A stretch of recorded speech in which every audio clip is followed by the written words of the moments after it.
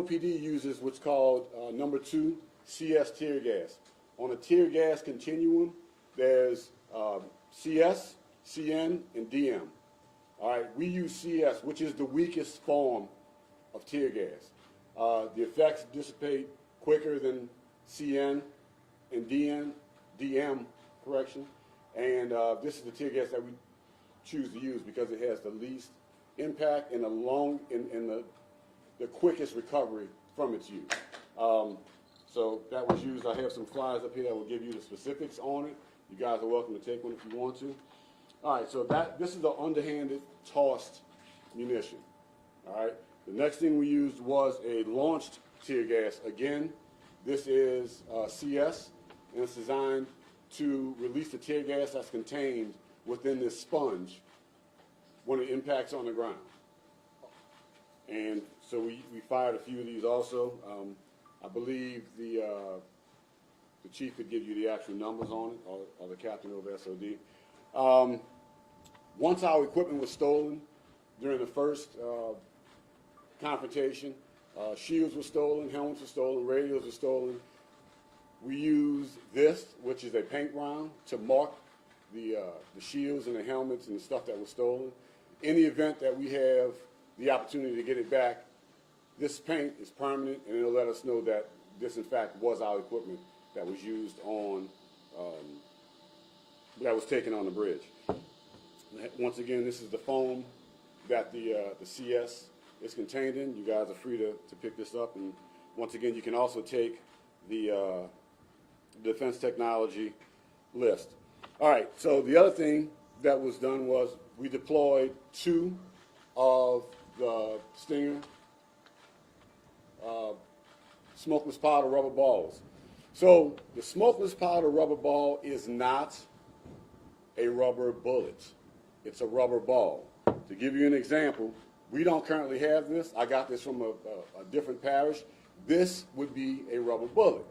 A rubber bullet is fired from a traditional round, a rifle, a pistol, a shotgun, and it's fired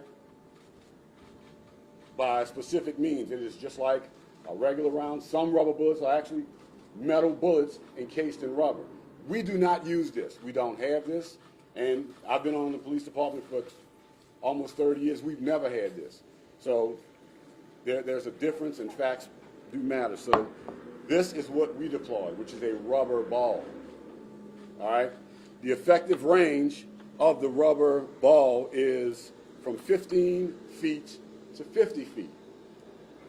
According to the body camera footage, when we deployed it, it was roughly 30 yards, which is significantly further than the suggested range. But what that does is the further out you go, the impact and the velocity of the rubber ball lessens. So at 30 yards, it was maybe getting hit from the backhand of a tennis ball, a backhand stroke from a tennis ball. That's about what it is. This is a very common caliber. It's commonly used by kids that play paintball. It's about the same caliber. It's a 60 caliber paintball round. This hurts significantly less than a paintball, though. I will tell you that. I've been stung by both. Chief, do you want me to do a demonstration now? Okay. So we're going to give you a demonstration on exactly how this is fired. So this is the launcher that fires the paint marking round, the CS round, and also the round with the 60 caliber Stingers. Yeah. I think someone was trying to put a camera out there to capture the caliber. If you want to do that, now it's the time to put your cameras out there. Right. That is what you're trying to do. Chief, you want me to answer the question? You want me to answer the question? You can ask the question after you do that. All right,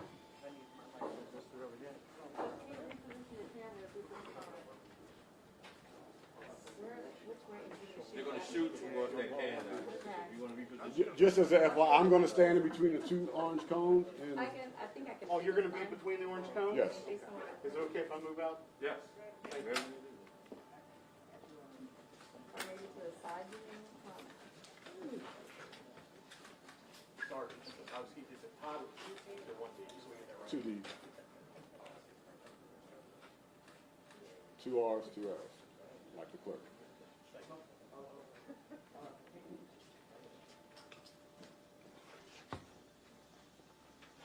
Y'all can take these. Okay, thank you.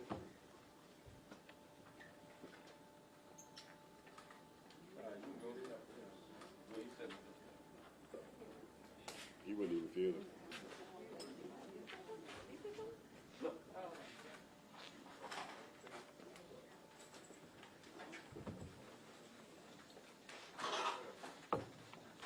If you need to reposition it, you can anything on this table you can touch. Thank you. Yeah, if you need to reposition it, reposition. So, I'm Yes, sorry I sir. came a little late. So Yes. that's the rubber bullet that you were This referring to. is typically what would be referred to as a rubber bullet. Got you. And then you had that caliber that was smaller. This is a 60.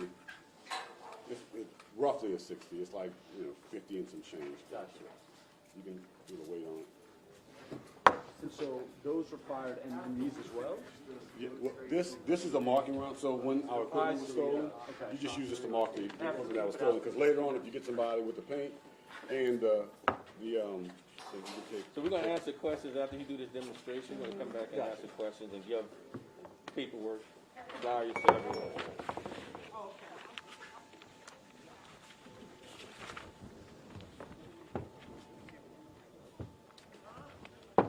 All right, if y'all want to get in position, now is the time. Todd Morrell is gonna go out there and fire his shot.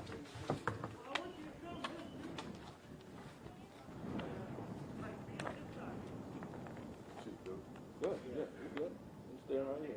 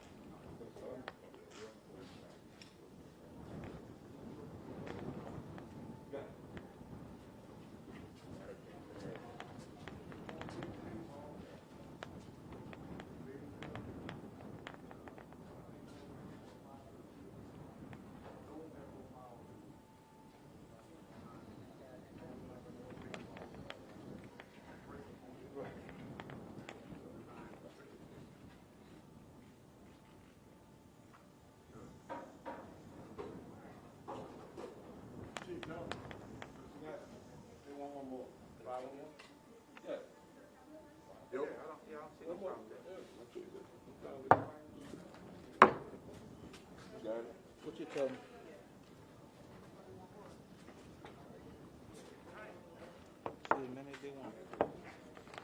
We'll shoot as many as they want, but we might need it on.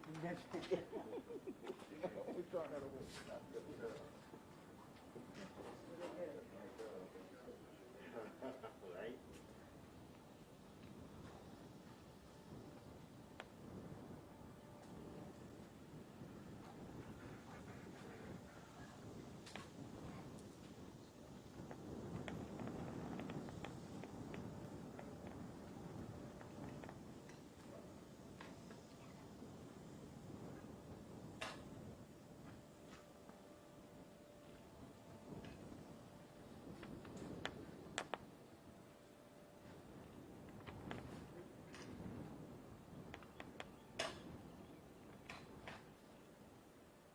Once he finishes, let me do a closing statement, recap, and then go into Q&A.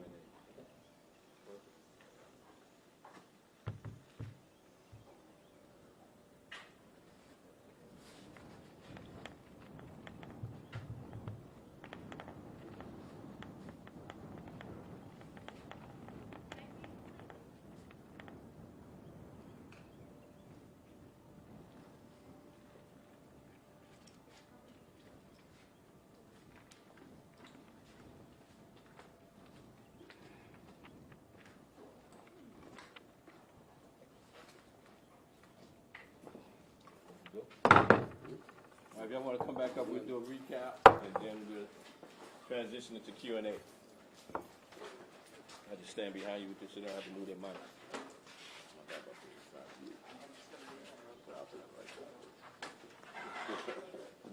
Military thing. Yep. You good side?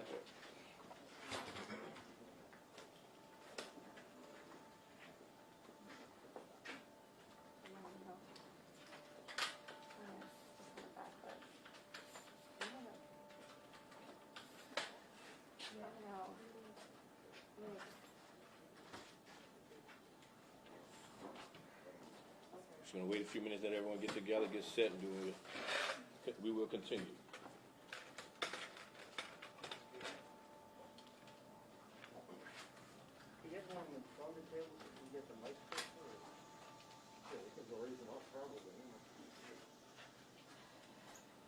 What is it? What do you want to do?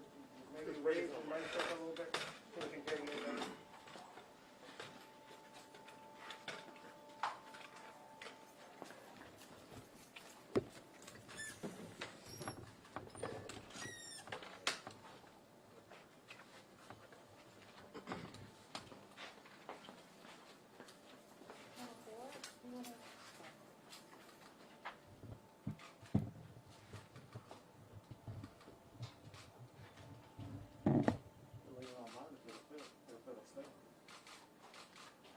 Good.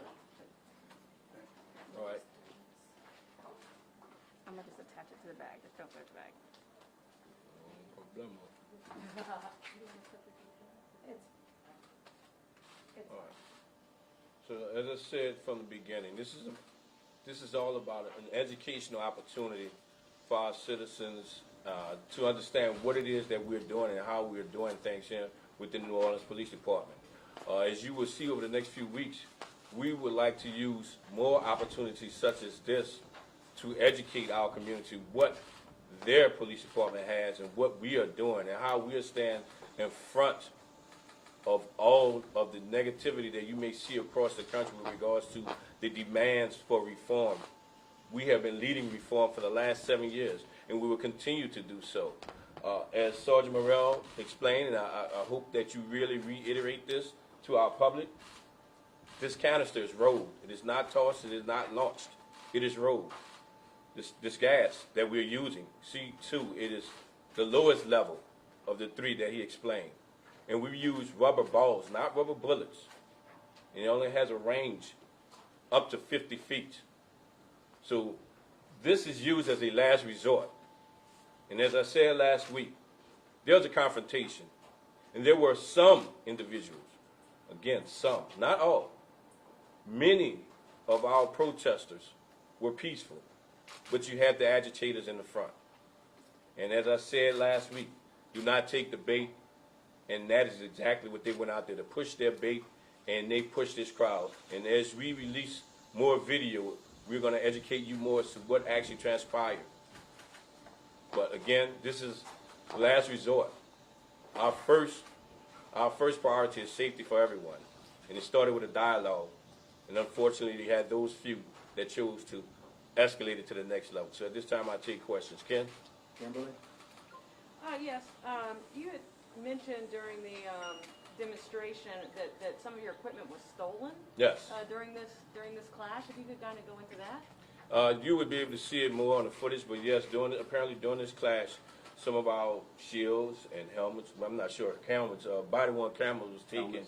Helmets as well. Batons. And batons. So we had quite a few things that was taken, and that gives credibility to that there was a physical encounter that was initiated by some of our protesters out there.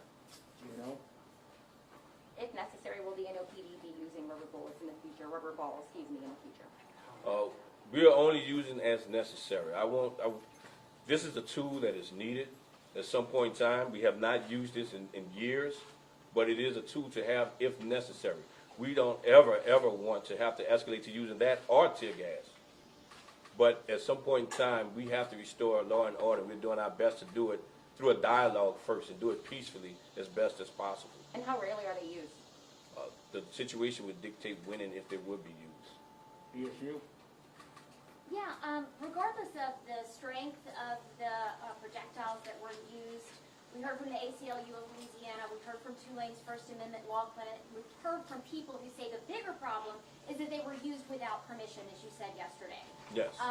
What can you say as far as that goes and the effort that's being put into finding out and holding accountable officers who didn't follow proper protocols? Officers that you say you've identified so far, but that are still working their details now. So anytime anyone violates any policy, we're holding them accountable. Just as you, the community, you as a media hold me accountable for our actions as the police department, it is my job and the leaders of this organization to hold our employees responsible and accountable when they violate our policies. So again, that is part of the investigation, and as we get more information, we will be releasing that information to you. Are the same officers who you have on body camera using the rubber balls without the permission of their commander, are they still continuing to work crowd control or any protests on the streets of Minneapolis? So you have the cameras. I'm not sure which camera we're going to show you just yet because we have several cameras out there. So this is a fluid situation to see what this officer did, what that officer did. We're just trying to give you the best information that we can so that you can understand what actually occurred that night. And I understand there were many protesters towards the rear who did not realize that this situation had escalated, and they were peaceful. But you had your agitators in the front that escalated. Unfortunately, this was the result of it. Something that we don't ever want to see happen. Citizens injured as well as officers are injured. Channel 4.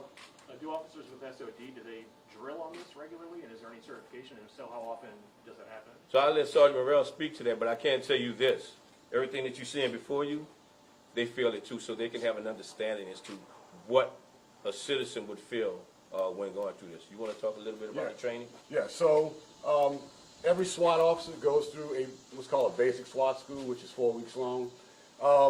As far as the certification for all of this, each officer has a basic certification in SWAT school, and then you have to do a yearly recertification on every munition you see up here. You don't necessarily have to get shot by the rubber balls every year. A lot of people elect to get shot by the rubber balls. Everybody does get tear gassed, and well, the paint marking round is used for equipment. It's not used for people, so that doesn't come into play. But you know, officers are tased each year. It's in special operations. They're tased each year. They go through everything other than being physically shot with a real round. They go through every system that we have, and it's deployed on them. And it's deployed so that they can see what it feels like, and they can also see the reaction when it's deployed on someone else. Gentleman right here. Yeah, so Superintendent, you had mentioned that the reason for setting up a line on the Crescent City Connection was a question of safety.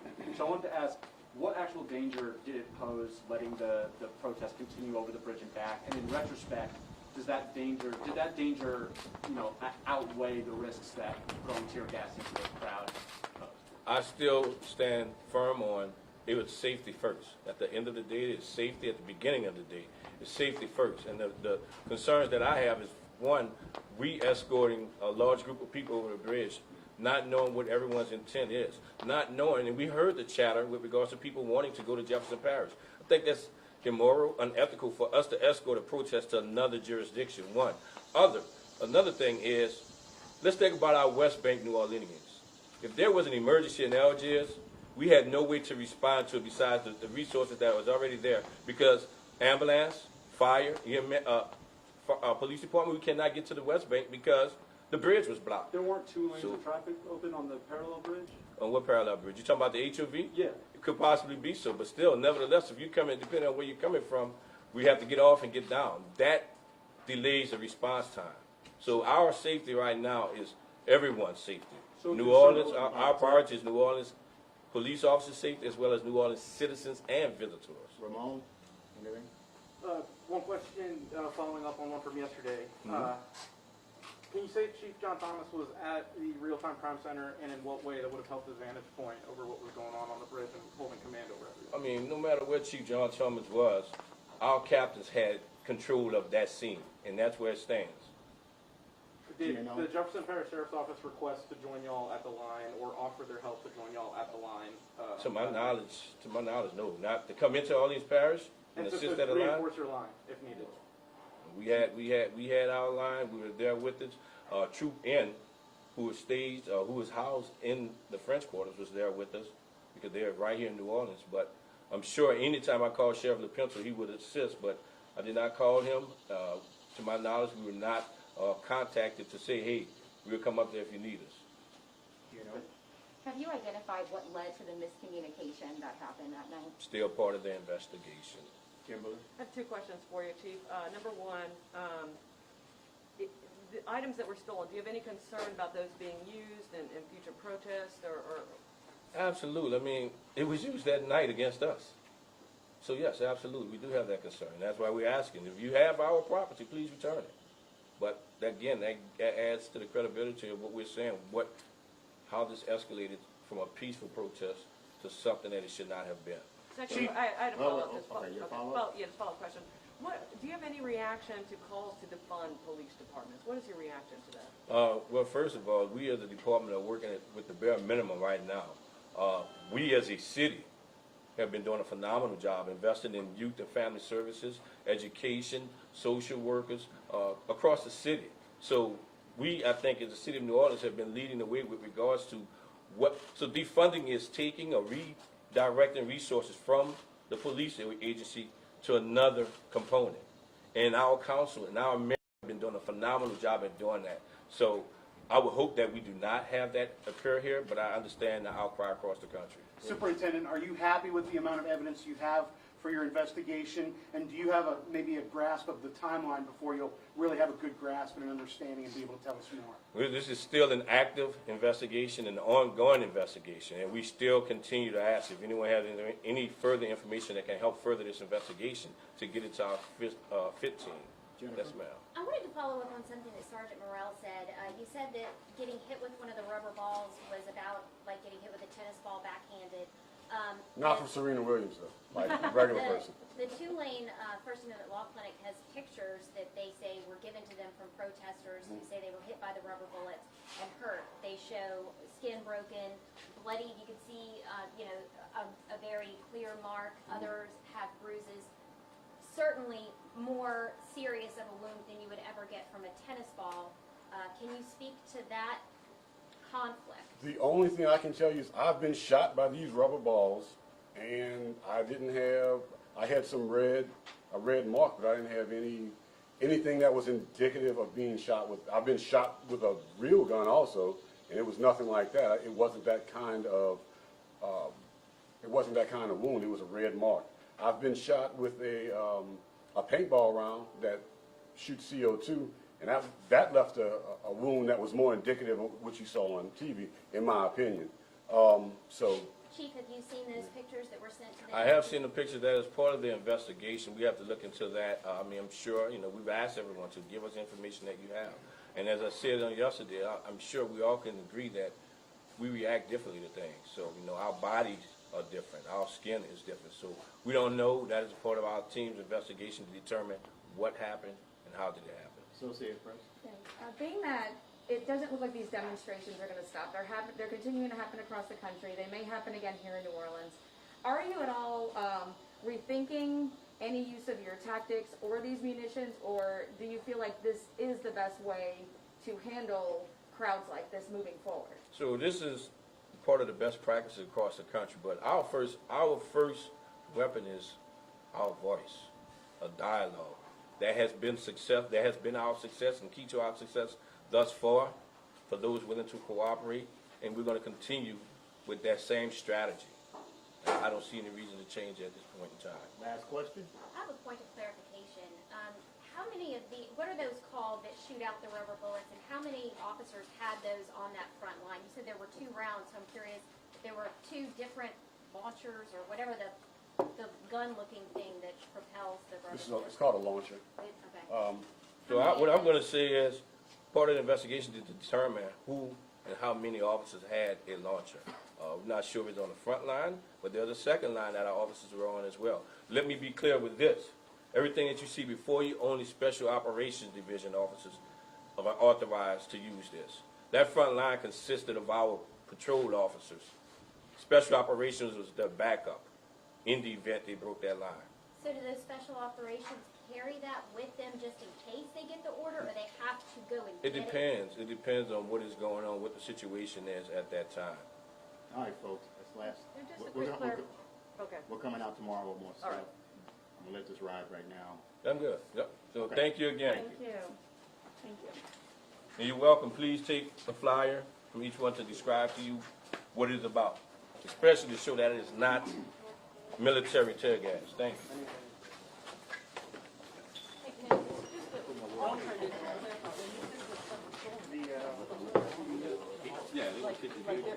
Like I took picture of it? Right, like, I'm, the officer right on the front. Right here, tomorrow.